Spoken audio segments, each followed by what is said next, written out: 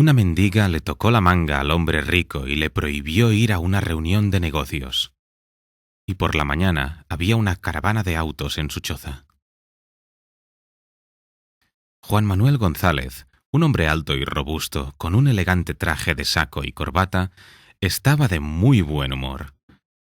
Metiendo carpetas con papeles en un fino maletín de cuero, se alegró como un niño de que el destino le hubiera enviado a Rodrigo Rueda.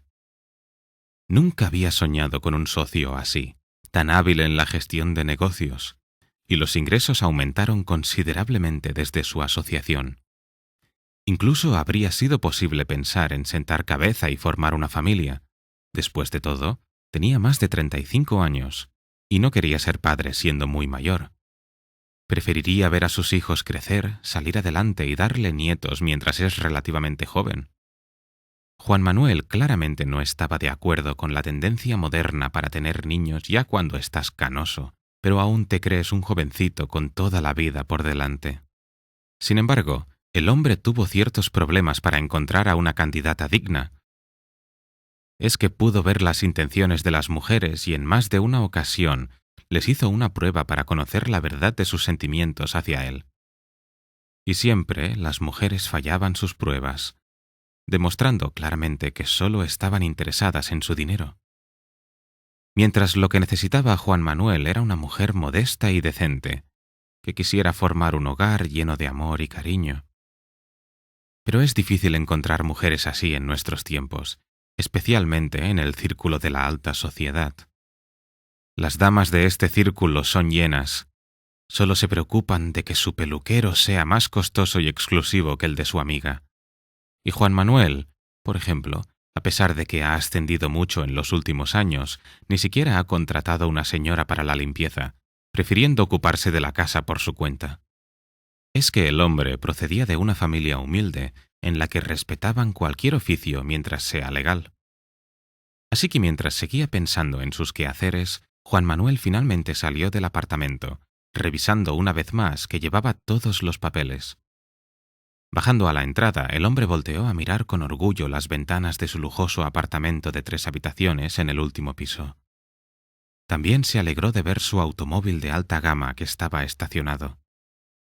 Se dirigía precisamente hacia él, cuando de repente sintió que alguien le tocó suavemente la manga del traje.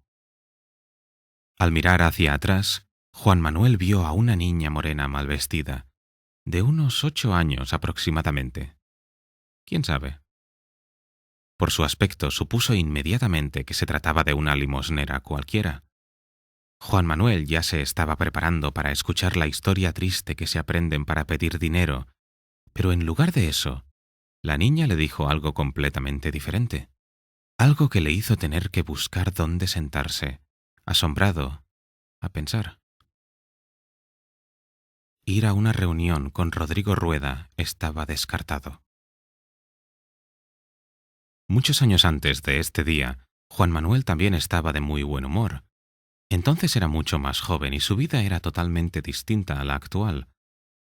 Sin embargo, esto no afectaba en absoluto a su estado de ánimo, y aunque no era fabulosamente rico y vivía con su madre en un pequeño apartamento y trabajaba como un vendedor de celulares cualquiera en una pequeña empresa de telecomunicaciones, pero al mismo tiempo tenía un tesoro más valioso en su vida, su amada novia María Fernanda, a la que ya le había pedido su mano en matrimonio. Solo faltaba escoger el día de la boda. Ese día, Juan Manuel y María Fernanda iban a pasear juntos por el malecón de un lindo, pero bastante activo río de montaña, en uno de los parques de una pequeña ciudad perdida entre las cordilleras. La ciudad era increíblemente hermosa. Muchos turistas visitaban esta ciudad. Sin embargo, por desgracia, había poco trabajo allí. María Fernanda tampoco conseguía un puesto de trabajo después de graduarse en la universidad como profesora. La chica llevaba mucho tiempo viviendo con su abuela, una señora pensionada. No quería agobiar a su abuela con su actual condición de recostada. Por eso se iba a buscar oportunidades a la capital con su marido, inmediatamente después de la boda, para buscar una nueva vida en condiciones más favorables. Pero María Fernanda aún no sabía que había un obstáculo que superar. Se trataba de su abuela, Nuria Castaño. La señora tenía más de 80 años y ciertamente quería a su nieta y deseaba lo mejor para ella. Sin embargo, la anciana no veía su futuro al lado de Juan Manuel. Y todo porque el tipo no le inspiraba confianza. No veía en él una protección y un apoyo fiables para su nieta. Juan Manuel fue bastante desordenado en su juventud. Tenía problemas con la policía por actos de vandalismo y, en resumen, no tenía muy buena reputación. Y aunque cambió de comportamiento hace mucho tiempo, convirtiéndose en un verdadero joven de bien, estudió, trabajó. Aún así, doña Nuria ya se había hecho una imagen desagradable de Juan Manuel. Consiguió hacerse famoso en toda la ciudad, lo que significaba que era demasiado tarde para echarse atrás y pretender ser un angelito. Quien infringe la ley una vez, lo volverá a hacer una y otra vez. La anciana tenía esa opinión y no iba a cambiarla, como le dijo a su nieta en repetidas ocasiones. María Fernanda, te meterás en muchos problemas con este tipo. Déjalo antes de que sea demasiado tarde. Mira cuántos hombres a tu alrededor son buenos, trabajadores, que te pondrían a vivir como toda una reina. Y tú, en cambio, insistes en quedarte con ese Juan Manuel, como si se tratara de un príncipe azul. ¡Oh, abuelita! ¡Deja de decir eso! Juan Manuel me quiere mucho, y yo a él. Lo que pasó en su vida hace mucho tiempo que pasó, y ahora es completamente diferente, le respondió la joven enamorada. Las dos mujeres de diferentes generaciones no pudieron ponerse de acuerdo en nada, pero afortunadamente, sin escándalos. Solo que cada una se quedó con su propia opinión. Lo más probable es que María Fernanda se hubiera marchado detrás de su amado, de no haber salido a dar ese desafortunado paseo juntos, que se convirtió en el último.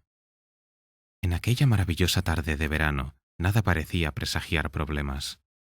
No había ni una nube en el cielo, el aire estaba lleno del fantástico aroma tropical.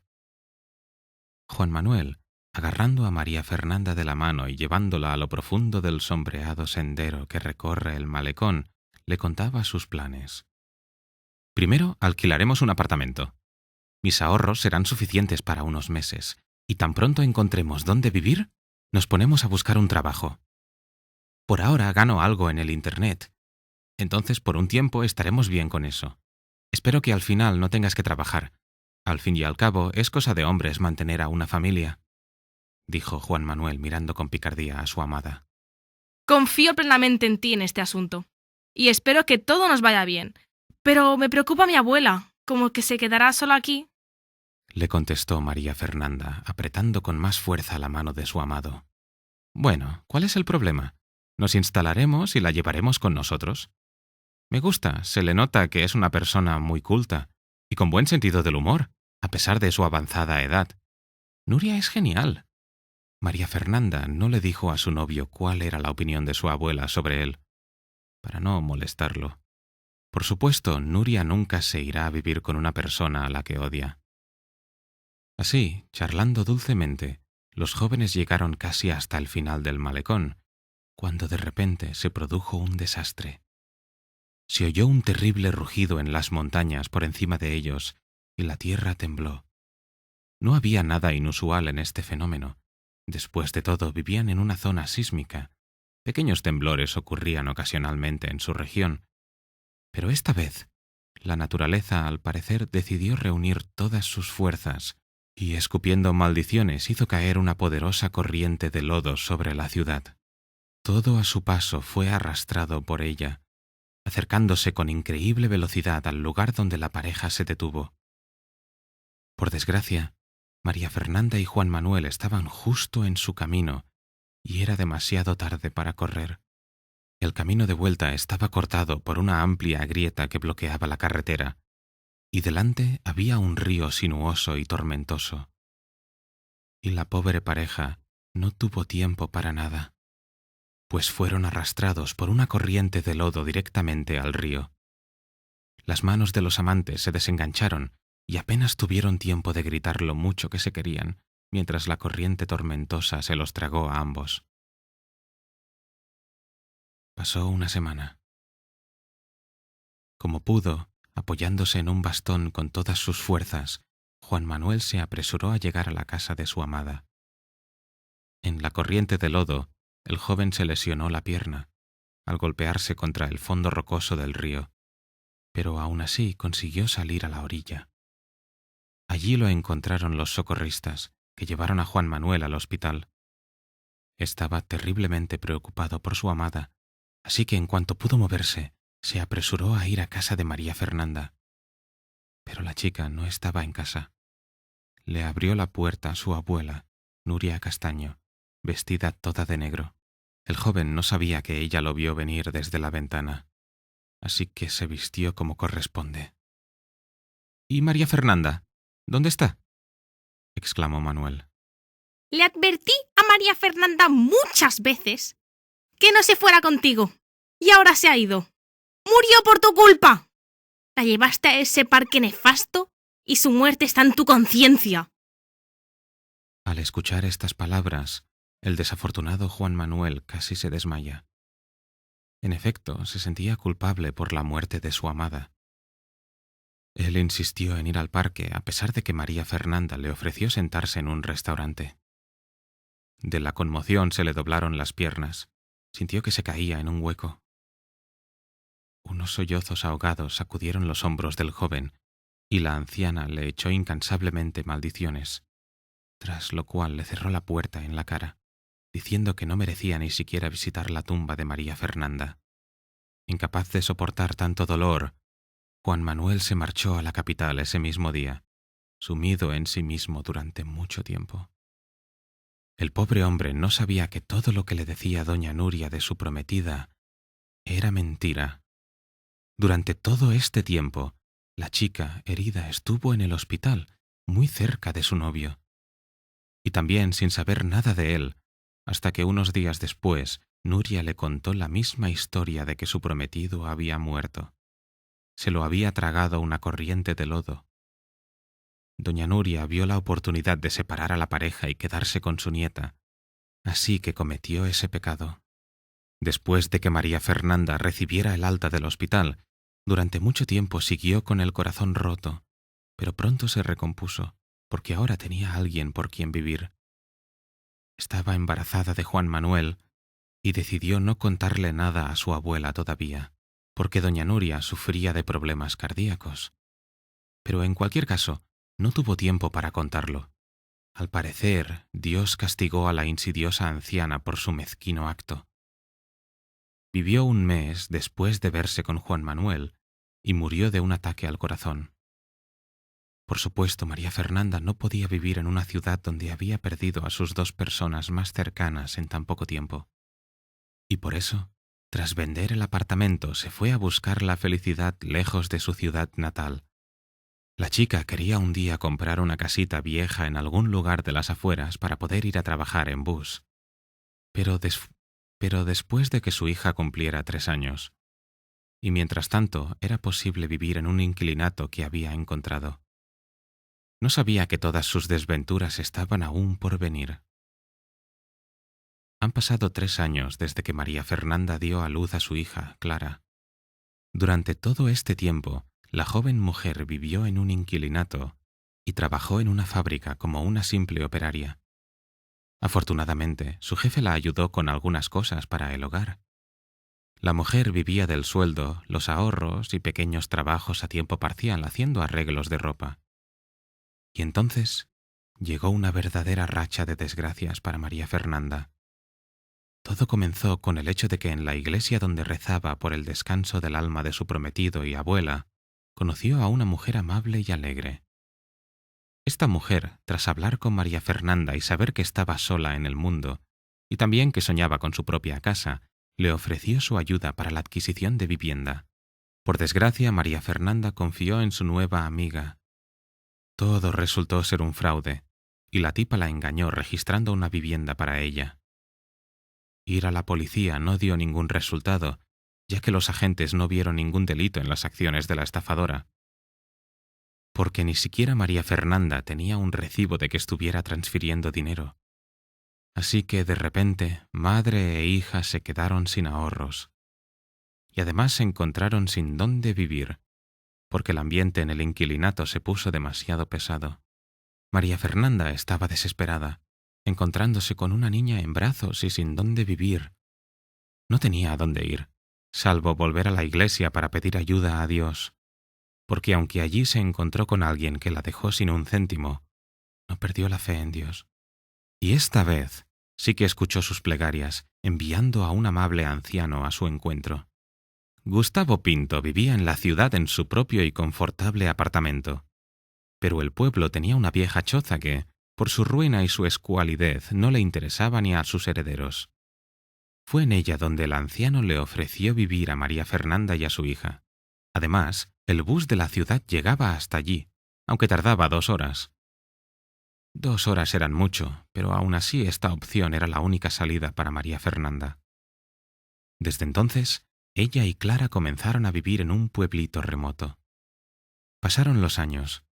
María Fernanda seguía trabajando en la fábrica enlatadora, pero ahora como auxiliar contable. Sin embargo, su sueldo no le permitía alquilar al menos un apartamento en las afueras de la ciudad. O más bien se lo hubiera permitido si su hija no hubiera tenido algunos problemas de salud. Así que tenía que gastar una parte importante de su sueldo en medicamentos. María Fernanda hizo todo lo posible por ayudar a su hija e incluso aceptó trabajos a tiempo parcial en la cadena de distribución. Pero no fue suficiente. Un costoso medicamento importado que podía ayudar al bebé era demasiado caro. Clara era una niña muy inteligente para su edad, hermosa, de tez morena, una pequeña cacica de la tribu. La niña tenía que llevar gafas a causa de una enfermedad. Al ver lo mucho que trabajaba su madre, un día la niña decidió ayudarla. Y desde entonces, todos los días después del colegio, en lugar de esperar a su madre del trabajo en un parque cercano, ella, llevando una pequeña flauta, iba a tocar al cruce, con la esperanza de recoger más dinero. Los transeúntes se compadecían de la pequeña mendiga y a menudo ponían monedas y billetes pequeños en su sombrero. Así, por supuesto, la niña no podía ayudar mucho a su madre, pero seguía creyendo que iba a pasar algo bueno. Un día, como de costumbre, Clara se dirigía al cruce cuando al pasar junto a un automóvil de alta gama, oyó de repente una conversación apagada entre 2 hombres, uno de los cuales salió en ese momento de debajo del auto. Clara le siguió. Los hombres no prestaron ninguna atención a la pequeña. Bien hecho, Tuco. Ahora el señor empresario volará por los aires en cuanto llegue a negociar con su socio. Uno tiene que aprender a escoger sus amigos bien. Si el tipo supiera qué clase de persona es Rodrigo Rueda, pues estuvo preso en la misma cárcel que yo. Vamos, deja de despotricar. Él paga muy bien y lo demás no es asunto nuestro. Le respondió el cómplice sin dejar de mirar a Clara. Pero cuando vio que aparentemente era una niña indigente, perdió inmediatamente el interés. Los hombres siguieron su camino y Clara corrió rápidamente hacia el automóvil para esperar al dueño.